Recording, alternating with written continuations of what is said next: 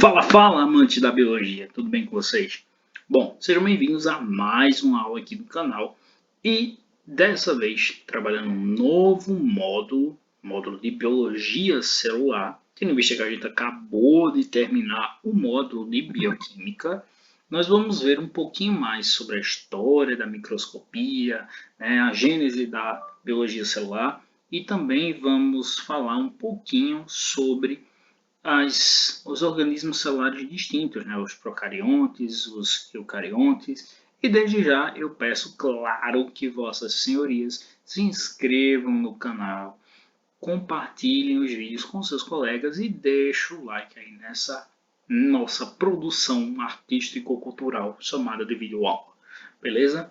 Então, sem mais delongas, vamos embora para o que interessa. Começando o estudo da biologia celular com um pouco de história. Bom, o que foi necessário para que de imediato a biologia celular surgisse? É importante salientar que para compreender de fato o que era uma célula, esse mundo que se espreitava aos nossos olhos, ou seja, o mundo microscópico, era necessário um instrumento específico que ampliasse nossa capacidade visual e nos permitissem vislumbrar um pouquinho daquilo que era invisível a olho nu. Ou seja, eu estou falando do microscópio.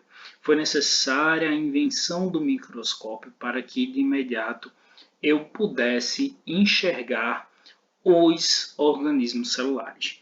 Então, muito se discute a respeito da origem deste aparato tecnológico em questão. Alguns dizem que Galileu Galilei, que já fazia pesquisas com telescópios, teria sido responsável por inventar o microscópio. Outros falam que o usuário de lentes, Hans Lippershey, teria sido o responsável. Mas na biologia, nas ciências biológicas, a invenção do microscópio é creditada a este cara, Zacharias Janssen, que ao lado de seu pai, Hans Janssen, teriam confeccionado o primeiro microscópio a partir da sobreposição de duas lentes que de imediato permitiam um zoom na imagem que ele estava analisando. Esse zoom era pouquinho, era nada tão significativo, tá? Nada do que um zoom de celular hoje em dia não consiga fazer. Mas foi uma descoberta magnífica para a época. Até porque o próprio Zacarias não mexia com lentes, não. Tá? E é por isso que o povo tende a demorar a acreditar que ele poderia ter sido o descobridor, dessa usabilidade das lentes. Por quê? Porque Zacarias, na verdade, era mascate. Ele e seu pai eram mascates que posteriormente acabaram herdando uma ótica e por isso passaram a estudar um pouquinho mais sobre as lentes. Esse microscópio, com o passar do tempo, foi virando um brinquedo nas mãos dos cientistas, que agora passaram a utilizá-lo para ver insetos e superfícies foliares. Posteriormente, a comunidade científica interessada na possibilidade de empregar o nosso microscópio nas ciências, simplesmente solicitou a Robert Hooke que fizesse melhorias no aparelho. Hooke começa a fazer os seus estudos, mas foi ao receber uma carta de Anthony von Leeuwenhoek, um jovem com poucas condições financeiras, mas que queria muito um microscópio para ele, simplesmente passou a pensar um pouco em visitar esse cara, porque ele recebeu a carta que dizia que Leeuwenhoek teria aprimorado de fato o microscópio e, assim, construído a versão dele. E como diria a boa e velha frase espetacular que todo mundo adora usar, pobre devia ser estudado pela NASA. Sabe por quê? Porque esse microscópio aqui, e sim, por incrível que pareça, isso era o microscópio de Leeuwenhoek. Ele tinha um poder de aumento magnífico, estupendo. A lente que se encontra ali pertinho naquela pontinha que parece um prego, tinha uma capacidade de aumento de 300 vezes. Sério, galera, 300 vezes. E isso foi assim, um absurdo comparado ao microscópio da época. Isso era 30 vezes mais do que o microscópio da época podia alcançar de zoom. E foi aí que Leeuwenhoek se deu bem, porque ele foi aceito pela comunidade científica e passou a contribuir muito, principalmente porque esse cara simplesmente começou a dar uma olhadinha em umas coisas que não eram tão atrativas assim, como por exemplo os restos de alimentos que se encontravam nos dentes da galera. E sim, a galera não estudar, não conseguia usar, né? Não, na verdade, não usava escovar os dentes. A verdade é essa. E por isso tinham muitos bichinhos que se mexiam nos dentes e toda vez que Leuven usava esse treco aí, ele conseguia ver esses bichinhos. Logo, ele conseguiu ver pela primeira vez os animáculos, como assim ele denominou, que hoje nós conhecemos como bactérias. Então Leuwenhoek ganhou fama a partir desse trequinho aí. Em contrapartida, Albert Hooke, ao receber a carta, ir lá e aprender bastante com Leeuwenhoek, desenvolve um microscópio melhor. E desse microscópio ele tira uma das maiores descobertas de sua vida, a célula. Leeuwenhoek descobriu as bactérias, mas Robert Hooke vislumbrou pela primeira vez as células. E essas células eram o que, na verdade? Na ideia de Robert Hooke, foi o seguinte: ele queria pegar uma rolha de cortiça, tá? Fatiar ela e colocar no microscópio para ver como é que ela era constituída.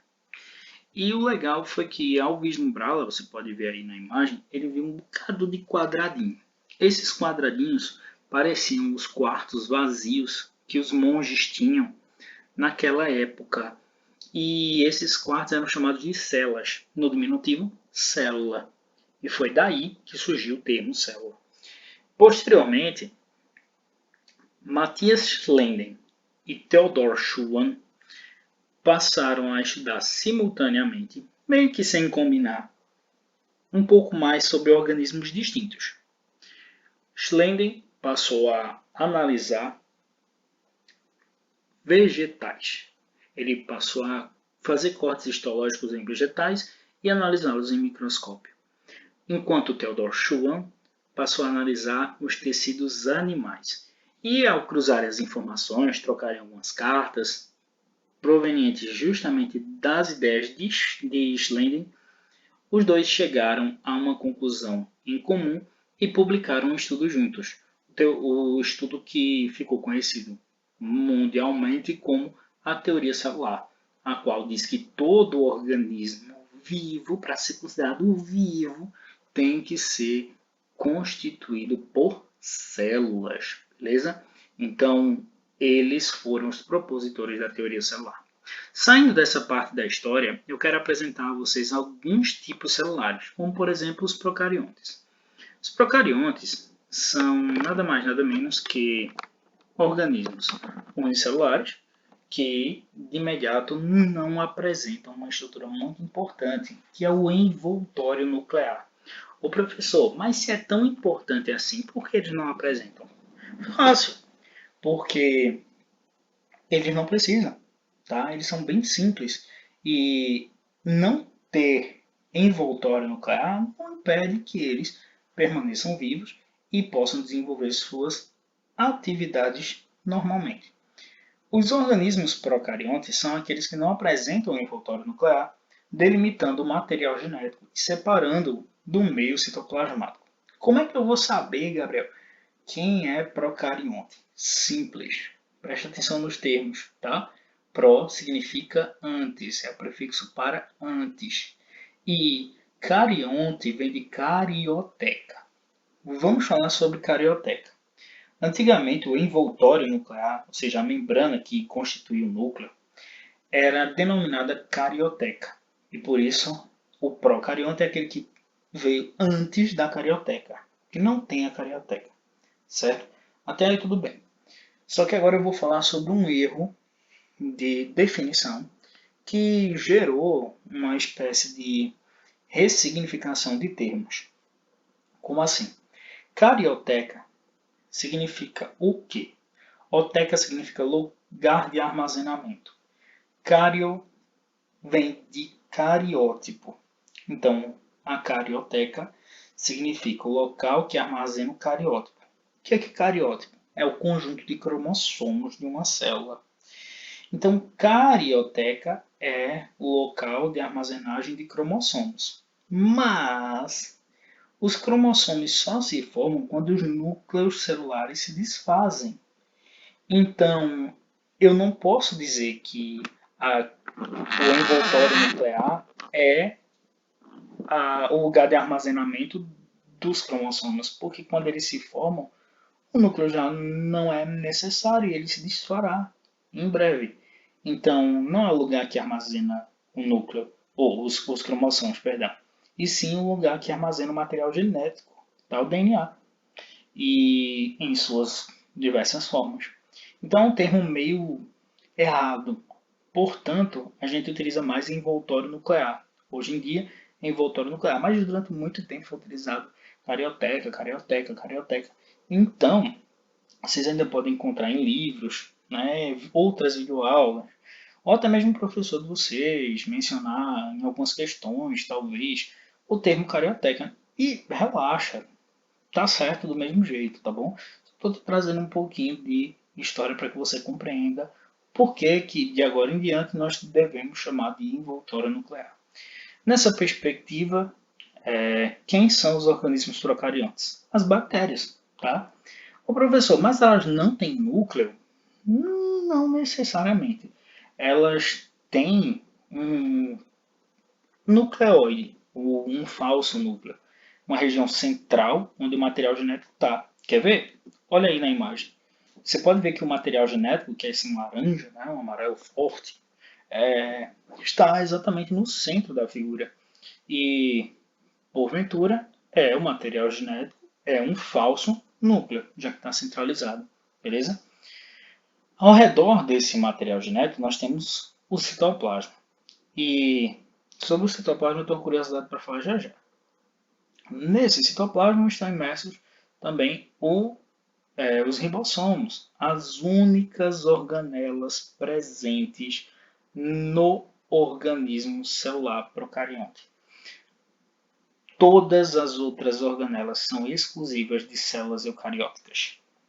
E na célula procarionte eu só terei ribossomos. Tá certo? É uma curiosidade bacana, porque muitas vezes as questões acabam cobrando isso de forma direta, e se o cara souber isso aí, meu amigo, salva muita gente, salva muita pele por aí.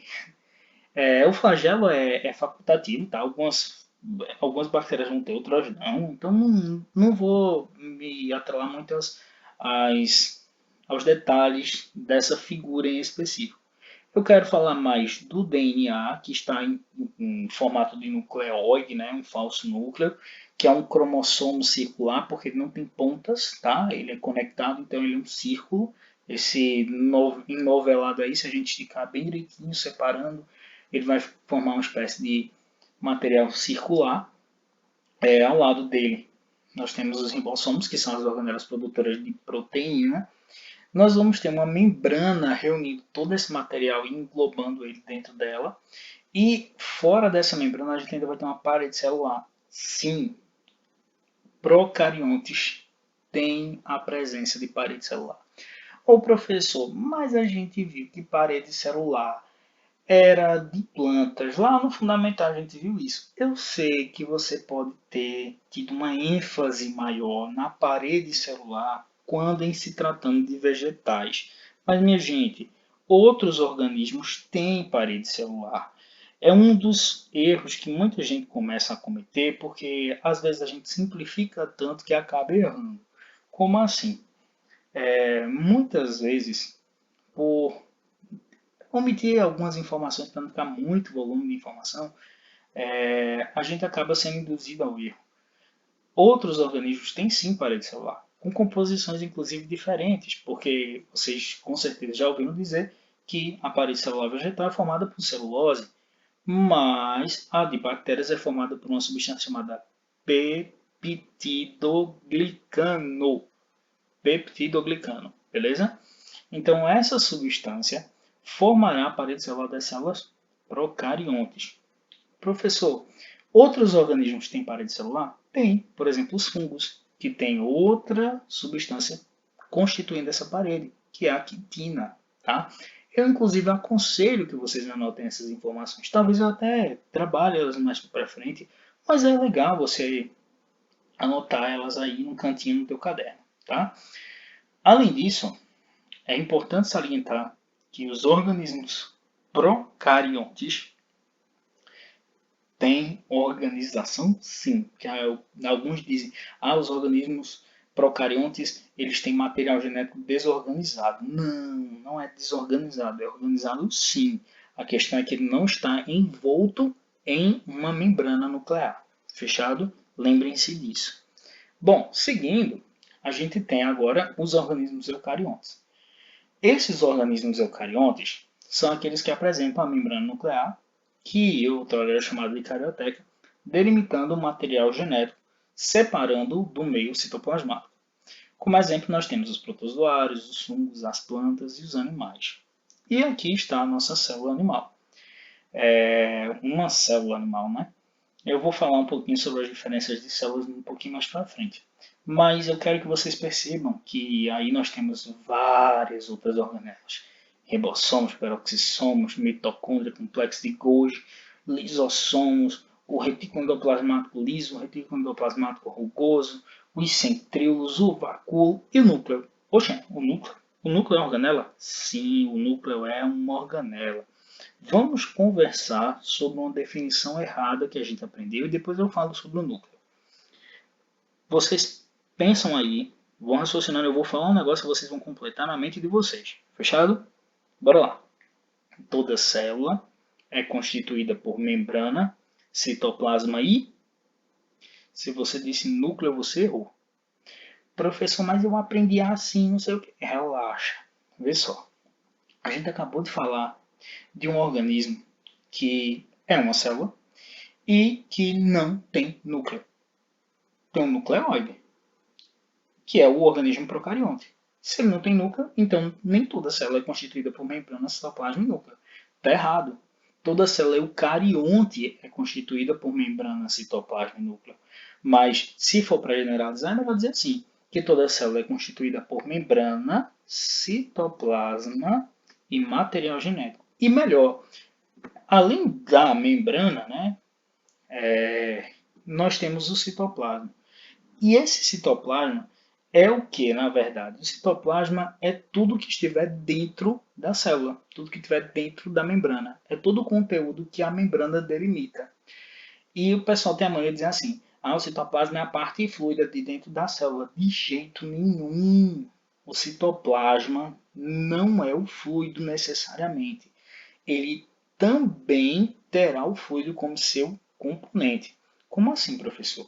O fluido, esse líquido que está dentro da célula, é o hialoplasma, também chamado de citosol. E o citoplasma, ele é tudo que está dentro da célula. Então, inclui as organelas. Então, o citoplasma é formado por hialoplasma, também chamado de citosol, e organelas. As organelas são o quê? São estruturas de um tamanho celular considerável, que de imediato estão associadas a múltiplos fenômenos metabólicos, contribuindo efetivamente para a manutenção da vida da célula. Ok?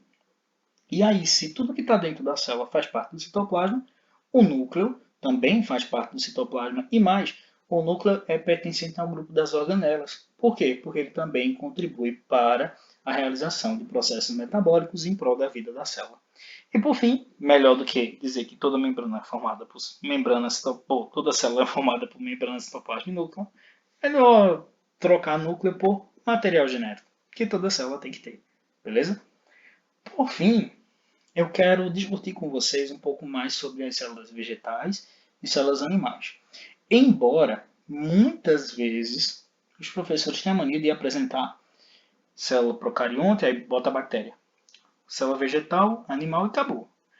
Eu tenho que ressaltar para vocês que outros organismos têm células distintas. Exemplo, fungos têm células deles, que são as hifas, tá? Geralmente são as hifas.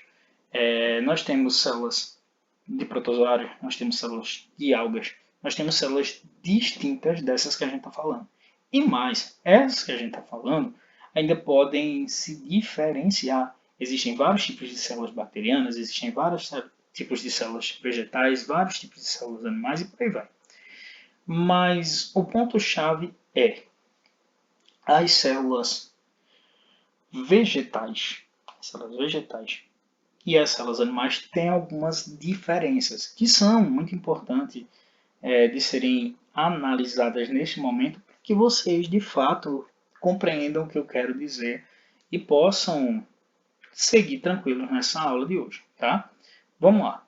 Células vegetais e células animais. Aí, à nossa esquerda, nós temos uma célula vegetal e aqui à nossa direita, uma célula animal.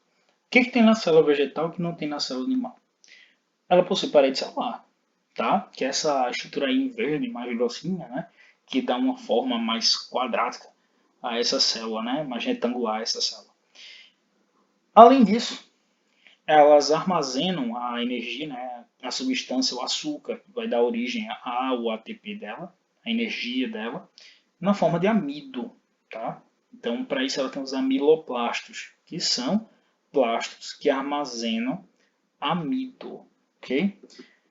Possuem cloroplastos, tá? Evidentes.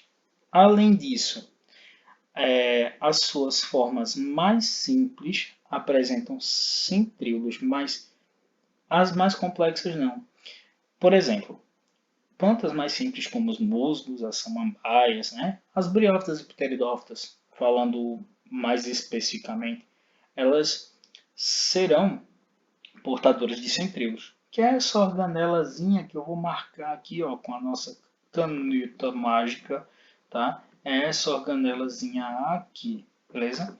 Então, eu vou ter centríolos lá nas células vegetais mais simples, enquanto nas mais complexas, como é o caso das espécies florísticas, né? Ou, melhor dizendo, das angiospermas e também das gimnospermas, nós não vamos ter os centríolos. Isso nós vamos entender mais para frente, lá nossas aulas de divisão celular. Além disso, é mais comum encontrar plastos diversos na célula vegetal. Tá? O amiloplasto, o etioplasto e outros plastos são mais comuns nessa célula e menos comuns na célula animal. E os glicossomos também são mais presentes na célula vegetal que na célula animal. Aliás, são unicamente presentes na vegetal. Já a célula animal, ela não possui parede celular. O armazenamento de energia na forma de glicogênio, a reserva energética na forma de glicogênio, e não mais de amido, não possui cloroplasto, então nenhum de vocês aqui faz fotossíntese, eu acho. Além disso, terá a presença dos centríolos e não possuirá plastos, alguns plastos, nem todos, tá? Um outro plasto perdido ainda pode ser encontrado lá na célula animal, mas isso é outra história, isso é para outras aulas. E também não terá glicossomos. Os glicossomos eu vou falar também nas nossas aulas de organelas celulares, beleza? Só estou passando aqui para vocês as diferenças principais. Bom, galera, é isso. Eu espero que tenha contribuído para a formação de vocês nessa nossa aula maravilhosa. E a gente volta a conversar um pouco mais de biologia celular. Caso você não tenha visto, corre lá na parte de lives que tem uma lá bacana para a gente assistir sobre microscopia, beleza?